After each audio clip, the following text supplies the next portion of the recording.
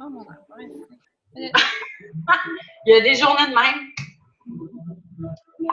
Moi, ma question, là, parce que là, nous aussi, on fonctionne avec des rangs, on fonctionne, on a exécutif, rubis, émeraude, diamant aussi. C'est comme le rang qu'on veut tout atteindre.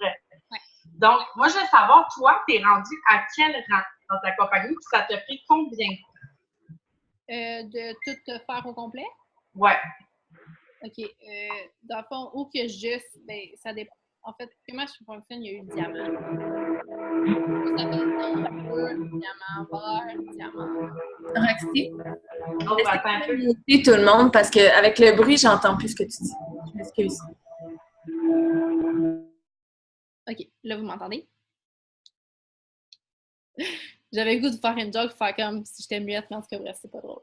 Fait que, d'abord, comment ça fonctionne? Ouais, c'est ça la question. Ouais, diamant. Puis après ça, c'est quoi? Tu veux savoir aussi après mon rang? Je veux juste savoir combien de temps ça t'a pris pour montrer aux gens. Puis en fait, combien de temps ça t'a pris? Puis t'as parti ça comment? Puis comment ça t'est venu de partir ça? OK. Ça m'a pris combien de temps? Ça m'a pris 1 an et demi. J'ai atteint le niveau de rubis en 5 mois. Ça a été vraiment comme le monter. Après ça, j'ai stagné pendant un moment, tout est au complet. J'ai parti mon entrepreneur, j'ai mis ça de côté. J'avais quand même des très, très bons revenus pareils avec ça. Après ça, j'ai redonné un gros, gros boost à savoir où on a eu une ouverture de pays. Fait que j'en ai profité à fond, je me suis faufilée là-dedans. Et en fait, j'ai fusionné ma position avec mon conjoint et c'est ça qui a fait monter à notre position vraiment intense parce que on a fusionné à deux pour vraiment focusser nos chevaux ensemble parce qu'au lieu de rider sur deux trucs, on a vraiment décidé de faire ça comme ça ensemble parce que ben, c'est le plus efficace, c'est le plus stratégique dans notre situation aussi parce que c'est aussi une business et tout ça. Et comment j'ai fait, comment j'ai bâti tout ça? Pour être très, très, très honnête avec vous, j'ai été beaucoup dans le cold market. J'ai mis de quoi? J'ai vu que j'ai eu beaucoup, beaucoup de gens qui m'ont dit non. Quand j'ai vu qu'il y a beaucoup de gens qui étaient contre moi, qui m'ont jugé énormément, si vous saviez comment j'ai vécu du caca face à tout ça, comment j'ai des gens qui m'ont mis des œufs sur mon char, je me suis fait péter des tailleurs parce que je faisais du réseau, je les ai toutes eues, je viens d'un village où il y a plus de vaches que d'habitants. Fait que, honnêtement, si vous saviez la mentalité qu'il y avait là-bas, c'était horrible. Puis j'étais reconnue pour la personne qui fait de la fraude, tu sais, fait que pour faire de l'argent. C'était vraiment ça. Et fait que j'ai décidé vraiment de commencer sur le code avant tout et partout. Puis je me suis dit, ben, ça sera un gros d'embaudant quand je vais commencer à faire des revenus avec ça. Puis ils vont venir me voir à un moment donné, on me va dire, mais si la population entière fait ça, peut-être qu'elle a fait quelque chose de correct aussi, là, tu sais.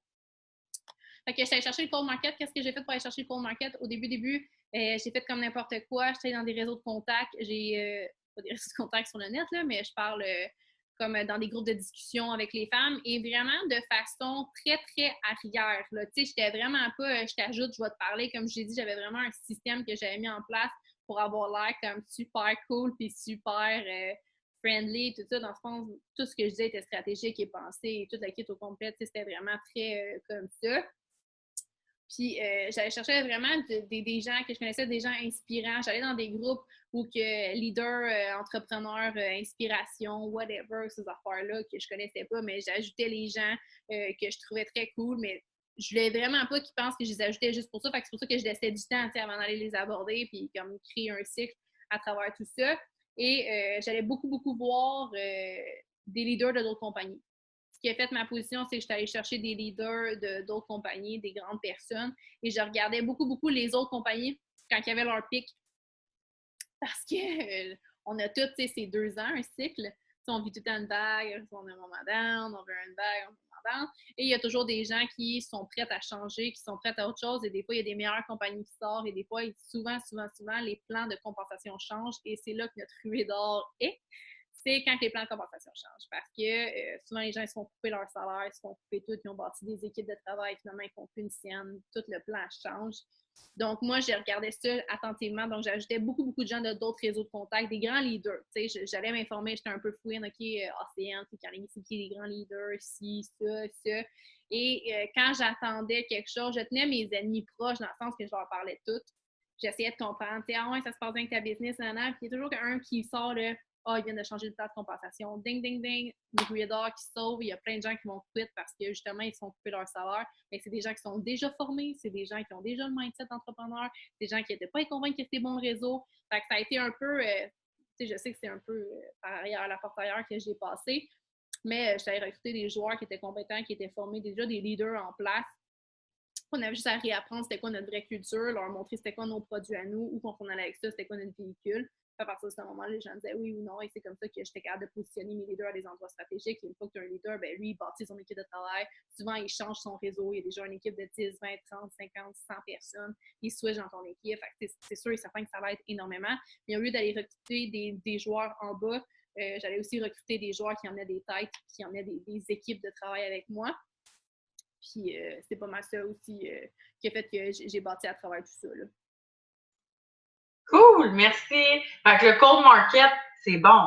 Parce que nous, c'est sûr qu'on n'est pas tout le temps pour ça, on ne met pas tout le temps ça de l'avant, le cold market, mais moi, depuis le début, je fonctionne qu'avec ça, quasiment. Fait que, tu sais, c'est bon de voir que les personnes peuvent réussir, mais qu'il y a tout le temps une manière d'approcher les gens, une manière de leur montrer à quel point notre business est incroyable. Exactement, puis c'est juste de le faire de la bonne façon. Puis, tu sais, je pense qu'on en avait déjà parlé.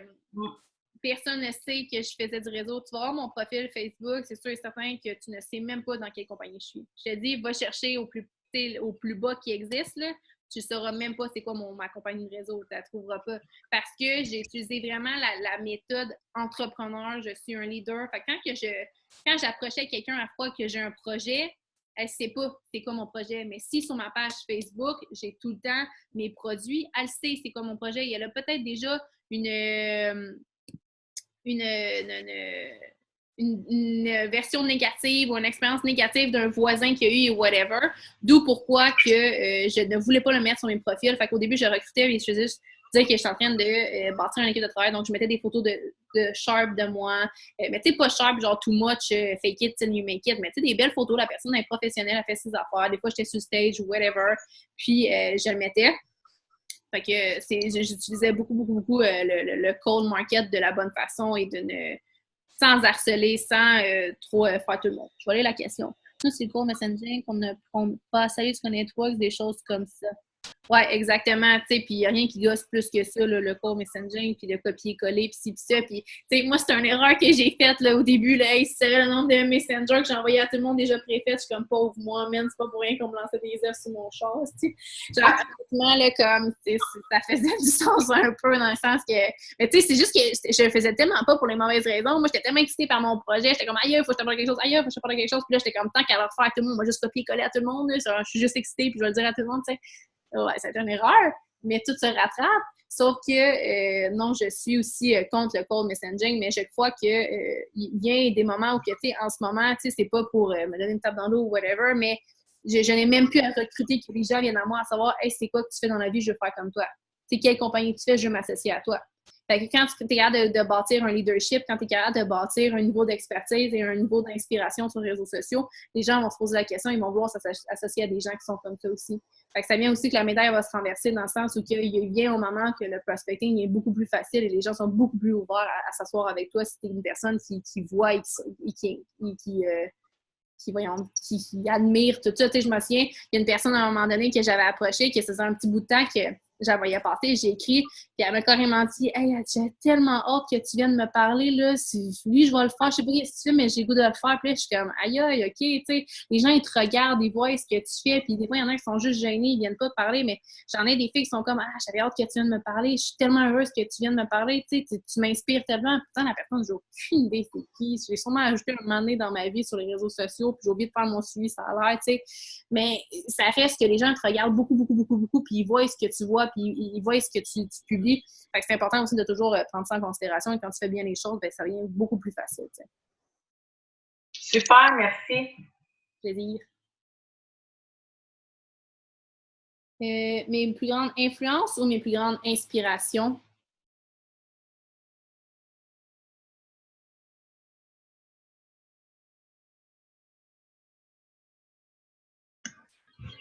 Excuse, c'était l'homme démuté. J'arrive. Non, tes plus grandes inspirations, c'est vrai, influence et inspiration, dans le fond. Parce que je vois que tu as beaucoup de... Je retrace beaucoup d'Eric Worre en toi. Fait que, parce que je suis une grande fan finie de lui. Fait que, mais je me disais, quel autre as-tu comme du Robert Kiyosaki, tout ce monde-là, ou c'est comme... Ouais. Oui, j'ai beaucoup. Moi, je suis une personne qui est une éponge. Là. Pour vrai, je peux maintenant quelqu'un, je vais devenir française avec un accent français du jour au lendemain si je me tiens. Pour vrai, je suis une éponge à tout. Là. Puis, j'ai eu beaucoup, beaucoup de Robert Kiyosaki, ça c'est sûr. Je suis tombée in love avec cette personne-là. Ce livre-là a changé ma vie. For real, là. Comme si je dis à quelqu'un, tu veux changer ton mindset, lis ce livre-là, Père riche, Père pauvre, comme c'est Ouais. vraiment au complet. Mes plus grandes influences, c'est pas juste du MLM, mais c'est beaucoup dans leur approche entrepreneur, humaniste et tout ça qui ont changé ma vision et mon approche avec le marketing relationnel. Et Lisa Nichols, si vous allez la voir, je ne sais pas si vous la connaissez, c'est Motivating. Cette personne-là me fait pleurer à chaque jour. J'écoute des vidéos. Honnêtement, je l'aime d'amour. Et je ne sais pas si vous avez déjà vu, récemment, ils ont remis de l'avant un de ses interviews qu'elle avait fait avec Steven. Et elle avait dit, il est venu un moment dans ma vie, Steve, où que je suis allée acheter des diapers pour faire que je retire 20 $ dans ma machine. Et pour avoir retiré 20 $, il faut que tu aies 20 $ dans ta machine et j'en avais pas. Elle dit, j'ai passé 2 jours à mettre des towels sur mon fils pour le changer. Oui, je me souviens très bien de ce word-là, ouais. Elle dit, il y a quelque chose qui s'est passé. Elle dit, j'ai shifté et c'est là que je me suis dit, plus jamais de ma vie, ça va se repasser. Et c'est tellement mon histoire parce que, tu sais, des fois, c'est rare que je passe, mais moi, qu'est-ce qui s'est passé? C'est venu un moment où j'étais tellement broke dans ma vie, où j'ai dû aller dans un sol d'église à Saint-Jean pour aller chercher de la nourriture pour mon fils parce que j'avais même pas de lait à mettre à lui. Et je ne savais même pas que ça existait comme ressource. En fait, j'étais vraiment pas dans cet environnement-là. Quand tu sais pas, tu sais pas. On m'avait juste dit, ah, tu vas là, ça va pouvoir t'aider, ça va pouvoir te dépanner. J'étais allée là-bas, j'avais vu une madame et j'avais mon fils dans mes bras qui était médecin et j'ai dit, ça existe, ça fait longtemps, c'est bien cool. Est-ce que ça fait longtemps? Elle dit oui, ça fait 2 ans que je viens ici. Et moi, ça a été là mon élément déclencheur où j'ai regardé mon fils et j'ai dit, plus jamais de ma vie, Lou, on revient ici. C'est la dernière fois de ta vie que maman n'a pas d'argent. Je te le promets, je vais faire toutes les actions. Le lendemain, je signais. 7 jours plus tard, j'ai reçu un chèque de 1 200 $. Ça remboursait mon investissement de départ. 6 mois plus tard, j'avais remboursé mes 54 000 de dette. Ça a été un mind shifting. Alors, Lisa Nichols, ça a été quelqu'un qui, en ce moment, m'inspire énormément, autant pour son histoire de vie que pour tout ce qu'elle a accompli, de où qu'elle est partie et comment sa vision des choses, parce qu'elle est beaucoup, beaucoup, beaucoup dans le... je ne sais pas comment dire ça, mais le pouvoir des mots, puis le pouvoir du mindset, de à quel point il faut que tout est là-dedans. Tu sais, comme les barrières sont juste là, puis j'adore Motivating de masse. Une autre personne que j'adore beaucoup, qui est le Prendre Action, c'est Mel Robbins. Je ne sais pas si vous la connaissez. Mais Mel Robbins, elle a la psychologie du 5 secondes. Moi, je l'ai vue en conférence live.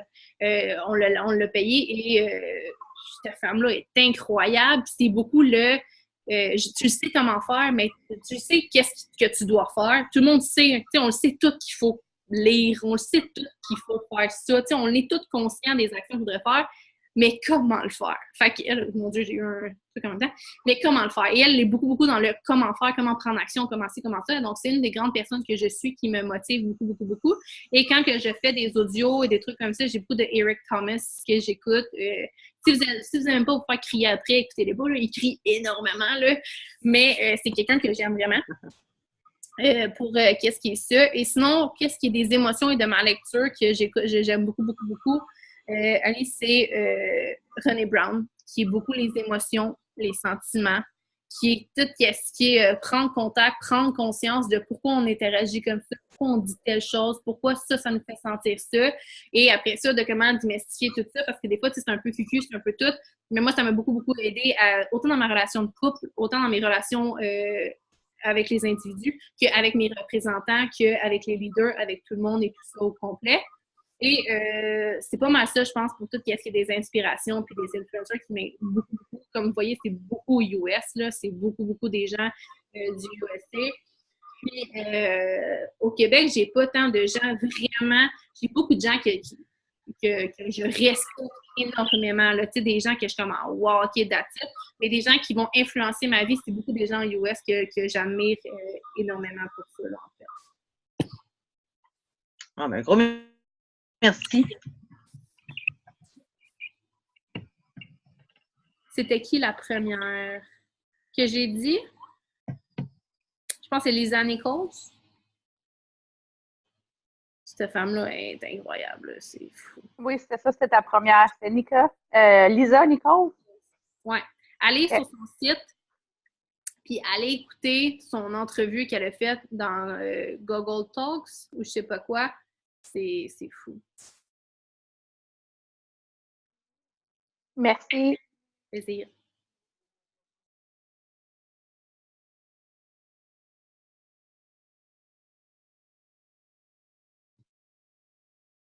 Est-ce qu'il y en avait qui avaient des questions? N'importe quoi, là.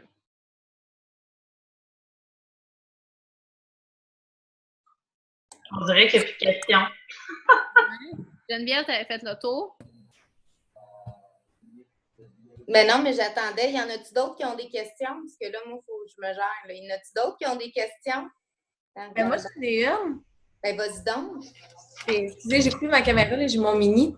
Mais je me demandais, là, est-ce que vous m'entendez bien? Parce que je suis loin de mon ordi. Oui. Oui, OK. Tu parlais, là, les blitz, là, tantôt à la mi-mois que tu faisais. Oui. C'est ça vraiment dans des salles ou dans des cafés ou des choses comme ça? Oui. OK. Tu penses-tu que sur un Zoom, ça marche autant?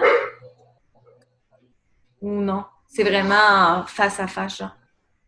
Je sais qu'il y en a qui le font. Honnêtement, j'aime vraiment beaucoup l'aspect physique parce que tu as l'ambiance. Parce que moi, ce qui arrive, c'est que sur Zoom, je connais mes reps, puis moi, c'est beaucoup un monde d'hommes, là, dans quelle compagnie je suis. C'est beaucoup des petits gars, puis des boys, puis ça. Ils sont tricheurs. Fait qu'ils vont juste cocher, puis ils vont rien faire. Puis, ils vont juste vouloir être devant. Puis je sais que le reste, ils vont être sur un sel, ils vont pas faire grand-chose. Tandis que quand on est dans live, quand on est en physique, puis on est là, les gens, ils le font pour de vrai. Mais tu sais, ça, c'est moi la freak qui veut vraiment que tu le fasses en tant que professeur, puis genre mère de famille, puis comme fais tes tâches, fais tes devoirs. Mais je sais que ça se fait, puis je sais qu'il y en a des leaders qui font leur affaire, leur bits sur Zoom. Mais moi, j'aimais beaucoup, beaucoup, beaucoup l'aspect physique. Quitte à ce que, au pire, tu sais, si on brainstorm dans le sens où que vous mettiez en Zoom ou vous mettiez un Skype sur l'écran avec une autre équipe dans une autre ville ou whatever, mais que de salle en salle, vous mettez des Zooms, ça peut être cool au pire ou whatever. Mais au moins qu'il y ait des réunions entre gens puis qu'il y ait cet esprit-là de blitz et de compétition et whatever, où que les gens sont pas tout seuls dans leur environnement de nature chez eux ou qui sont pas à l'aise puis qui habituellement font DS. T'sais. OK, parfait. Puis, une autre question aussi par rapport à ça. Attends, je l'ai perdu en cours de chemin. Ça reviendra, je pense. Puis sinon aussi, comment tu sépares ton temps? Tu sais, j'imagine qu'au début versus maintenant, tu le sépares pas tout à fait de la même façon, j'imagine, parce que justement, tu sais, en devenant leader, veux pas, tu as une équipe qui a grandi puis tout, mais mettons, au début, à quoi ça pouvait ressembler, puis maintenant, à quoi ça peut ressembler, mettons? Mes journées? Ouais, un petit peu. Non, c'est vraiment plus les mêmes journées. Même que je m'ennuie de ces journées-là parce que finalement, il n'y avait pas grand-chose dans mes journées. Comment je séparais mes journées? Ben, comme je disais, mon mindset est toujours resté le même. Je me levais, je déjeunais, je faisais mon vidéo, je faisais mon mindset. Après ça, j'allais au gym faire mon cardio pour me réveiller. Ensuite, le matin, je faisais énormément de suivi, appel avec mes leaders, qu'est-ce que je peux faire pour toi aujourd'hui qui va t'aider. Honnêtement, je faisais le tour de tous mes leaders, toutes mes affaires. Je faisais vraiment mes suivis, tout ce qui est paperasse, les affaires pas le fun dans ma to-do list de MLM à faire, j'y faisais tout le matin parce que, bon, c'est clenché, c'est fait, tu y penses plus pour le reste de la journée. Après ça, tu peux être productif, tu peux passer à l'action. Fait que je fais énormément tous mes trucs que j'aimais moins faire, genre les suivis, moi j'haïssais ça. Je faisais tout ça le matin comme ça, je partais ma journée puis je clairais ça, puis après ça, j'étais pas stressée ou je pensais pas à ça, que oublie pas, il faut que tu fasses tes suivis, puis à chaque fois t'es comme puis là, tu nies ça, puis tu passes, t'es en train de le remettre à plus tard. Fait que ça, c'était le temps de 10h à midi, je faisais mes suivis, ma paperasse puis ma to-do list. Je mangeais. Et de 1h à 3h, c'était vraiment mon prospecting perso. Fait que c'est là que je prenais ma liste de tous mes contacts et j'en prospectais une vingtaine, trentaine de gens cold market ou que ça soit warm, whatever, qu'est-ce que tu fais. C'est juste que j'avais plus de warm, fait que c'était juste du cold. Et je faisais tout le temps de 1h à 3h mon prospecting au complet à entretenir les conversations. Et souvent, j'allais avoir entre 15 à 20 personnes. Dépendant, j'étais rendue où dans ma feuille de suivi. Mais quand c'était des nouveaux, souvent, j'avais 30 personnes que je partais des conversations, puis j'en entretiens tout le temps entre 10 à comme 20 personnes de la journée que je fais mes suivis avec ma liste. Et après ça, à 3 heures, j'avais tout le temps un Zoom d'équipe de présentation. Fait que tout le monde mettait leur Zoom, leur gens d'après-midi sur le Zoom. Puis quand le Zoom, c'était un Zoom de 40 minutes environ, que je présentais la business au complet. Et après ça, je faisais mon appel avec les gens. S'ils avaient besoin d'aide pour le closing, rentrer des gens dans le système, whatever, faire un plan de match, céduler les rendez-vous. Fait que les suivis closing avec mes reps, je suis vraiment en train de perdre ma voix. Et ensuite de ça, j'allais souper, ma soirée passait. À 7 heures, je faisais juste un mini suivi de prospecting 7 à 8 pour qu'est-ce qui était des gens que j'avais parlé en après-midi qui avaient décidé de me répondre pour dire « Hey, on se parle demain, bonne soirée, whatever », juste pour dire comme je t'ai pas oublié, whatever.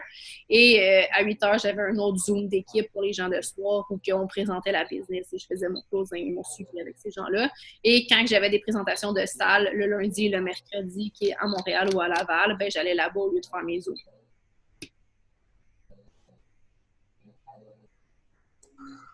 Toute qu'une journée, on peut le dire.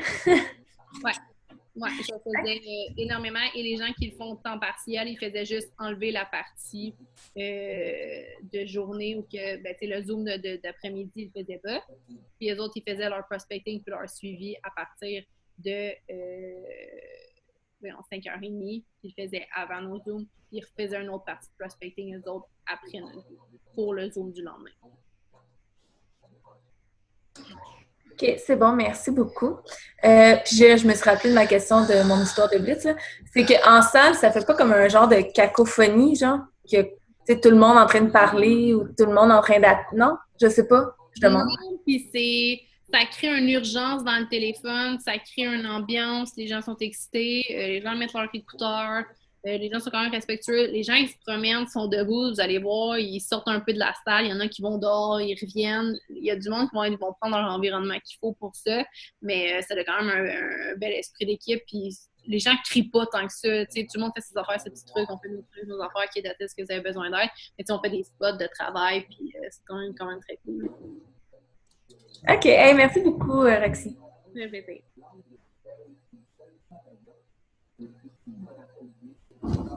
Oui, bon, j'ai une question. Oui, c'est ça la question que je me demande. Je voulais savoir, est-ce que toi, tu fais encore PMI en ce moment ou là, tu as arrêté? Oui, je le fais encore. OK, tu le fais encore.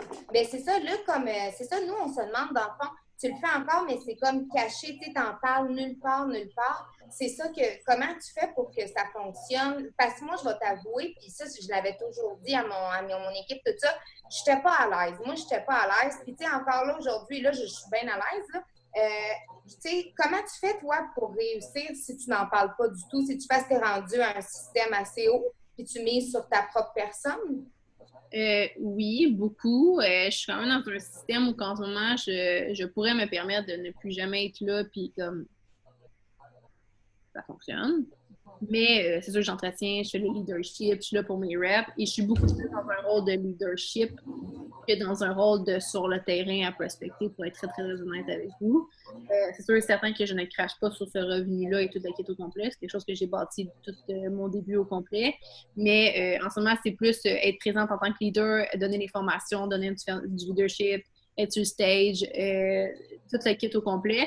Mais comme que je vous ai dit, en ce moment, je suis plus un aimant que d'être quelqu'un qui prospecte. Quelqu'un me demande qu'est-ce que je fais, blablabla, ça me fait plaisir de te signer dans la compagnie, ça me fait plaisir de t'aider à bâtir ton équipe de travail, ça me fait plaisir de t'aider au complet, mais je ne suis vraiment pas en phase de recrutement 000. Mon bébé pourrait, c'est mon entrepreneur, j'ai tellement de projets avec ça, j'ai tellement de trucs que ce n'est pas qu'est-ce que je mets de l'avant, mais c'est vraiment plus une priorité dans ma vie, le MLM, mais je suis là parce que ça fonctionne et que je fais mes trucs. Et j'ai bâti mon équipe de travail, j'aide mes reps, il y en a qui le font à fond, à 100%. Je suis vraiment reconnaissante pour ça parce que pendant que moi, je le fais pas 100%, il y a des gens qui le font 100%, tu sais. Alors, c'est pour ça que je me dis, je me dois d'être là pour ces gens-là. J'ai mis un système en place, c'est ça, telle heure, telle date, tel moment, ils peuvent me rejoindre. Je suis là, disponible tel moment de la journée, tel moment de la semaine. Le reste, ils savent que j'ai mom. Mais tu sais, on a plein d'autres leaders, on a plein d'autres leaderships, on a un système en place qui peut me permettre de faire ça de cette façon-là. Qu'on ne verra jamais poster un produit sur ta page. Jamais. Jamais. Non, mais ma question, est-ce que ça peut fonctionner quand, tu sais, je fais juste te dire un petit mindset, admettons, tu sais, comme, est-ce que si on mise sur notre personne, tu sais, parce qu'en marketing de réseau, c'est notre personne qui fait qu'on réussit, tu sais, si on mise sur le fait qu'on est une inspiration, que ça peut marcher aussi, dans le fond, tu sais. Ouais, je pourrais le pire, là, je pourrais... Non, mais je parle pas de toi, mais mettons sur nous, tu sais, parce que toi, mettons, tu sais, on n'est même pas mis Facebook, je fais juste comme fusionner ton Facebook, puis je fais comme, wow, t'es inspirante, tu sais, on fait juste regarder, donc dans le fond, c'est ce qui fait qu'on réussit, que notre 70%, on peut aller le miser sur ça, dans le fond, sur le fait qu'on est inspirant, puis, Oui, exactement. Tu peux le miser de cette façon-là sur l'inspiration, le leadership, la vision, le mindset. C'est beaucoup ça. Puis souvent, qu'est-ce que je vais dire à mes reps? Utiliser le 70%. Tu sais, moi, honnêtement, c'est 100% inspiration, 0% pub. Je n'ai jamais mis de la pub dessus. Mais, tu sais, quand vous utilisez 70% minimum, bien, utilisez-les pour montrer votre philosophie. Fait que peu importe le type de contenu que vous allez décider de faire, il faut toujours que vous ayez derrière la tête, est-ce que ça va éduquer les gens sur comment je vois la vie, comment je vois les choses, c'est quoi ma vision, c'est quoi ma mission, puis c'est quoi ma philosophie de vie. Si la réponse est oui, c'est du bon contenu à publier pour votre 70%. OK, parfait. Good. Puis, je voulais savoir, tu sais, quand tu parles de bâtir le brand, là, c'est-tu bâtir le brand autour de notre personne ou autour de notre personne, dans le fond, qui on veut refléter, pas autour de la compagnie, dans le fond? Ouais. Ça, mettons, moi, j'ai perdu 150 livres, que je bâtis-tu le brand autour de ça ou je le bâtis? Genre, tu le mets de l'avant, là. Oh, bien, inquiète-toi pas, il est bien mis de l'avant, là. Inquiète-toi, le monde, ils le savent, tout le monde le sait. Mais au sens que, tu sais, comme, c'est-tu vraiment de... Parce que moi, mon monde dans mon Facebook, je le vois qu'à un moment donné, ils sont comme...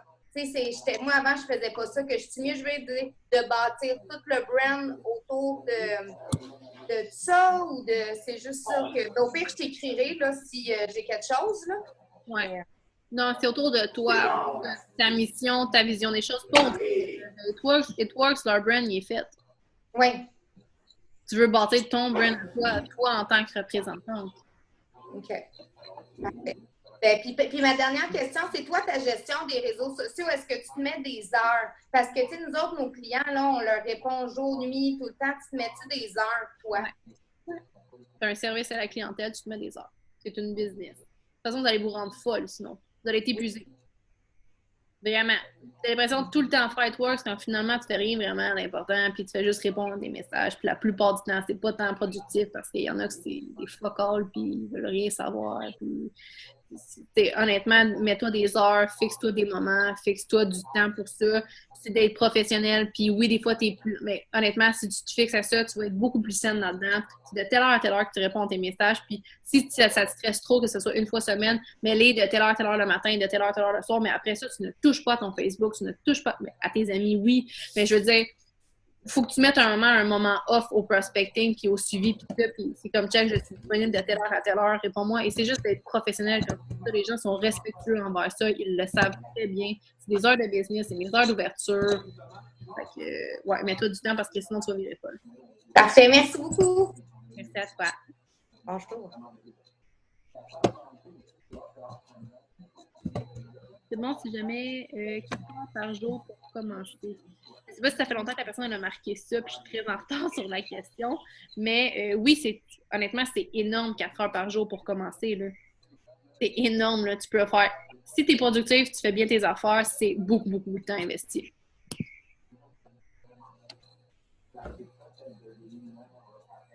Est-ce qu'il y en avait qui avaient d'autres questions? C'est tout pour tout le monde? Fait que s'il y a quoi que ce soit, les filles, je suis vraiment désolée de tout ce qui a été occasionné pour le online, hors des online. La bonne nouvelle, c'est que vous allez devenir des pros de Zoom. Puis, honnêtement, comme que je disais, la journée, on a une décision de tout changer. Si vous avez des questions, venez m'écrire sur les réseaux sociaux, beaucoup plus que sur mon email pour de vrai, parce que sinon, vous passez par mes assistants, mon adjoint, blablabla, pour le filtre, puis c'est long d'arriver à moi. Les réseaux sociaux, il y a juste une personne qui filtre avant moi les questions, donc il faut être directement à moi que vous allez poser des questions pour n'importe quoi, ça me faire plaisir d'y répondre. C'est sûr et certain qu'il y a un délai de 24 c'est fois 48 heures pour la réponse. C'est vraiment un tour. Il y a mon événement qui est justement samedi, la grosse workshop à Montréal. Et je ne sais pas s'il y en a d'entre vous qui avez pris le billet. Si vous n'avez pas pris le billet encore, je vous offre en fait de vous le faire à tout le monde à 100 $ au lieu de 165 $ si vous voulez venir samedi dans la journée. S'il y en a qui a déjà acheté le billet, venez me voir, je peux vous le faire à concurrence de 100 $. Pour ça, fois 1000 à 100 %, là, il n'y aura pas de problème avec ça. Super simple, j'ai envoyé le lien en fait à Natacha sur les réseaux sociaux. C'est super simple, vous allez juste envoyer le 100 $ et marquer votre nom qui va être directement et je vais vous inscrire à la liste. Vous avez jusqu'à jeudi pour vraiment vous abonner pour la grosse conférence de samedi. Ça va être carrément fou, c'est sans faire de la pub, mais je vais faire pareil. Ça va être fou, ça va être 4 heures pour vraiment faire la gestion des réseaux sociaux, comment bâtir son brand personnel, comment bâtir ça, comment utiliser, comment faire de la bonne promotion, c'est quoi du bon contenu, c'est quoi des bonnes promos, c'est quoi la gestion des réseaux, comment faire utiliser le email même si on est dans le MLM. C'est tout ça au complet pendant 4 heures pour avoir des cadeaux en malade. C'est très, très cool. Fait que si vous voulez venir, c'est à l'hôtel Alch à Montréal. Si vous êtes la bienvenue, je peux vous envoyer le lien. C'est 100 $ pour toutes les filles, toutes mes clientes au complet qui ont pris une conférence ou qui ont pris un coaching privé. Donc, s'il y a quoi que ce soit, venez m'écrire. Ça me fait plaisir de répondre aux questions.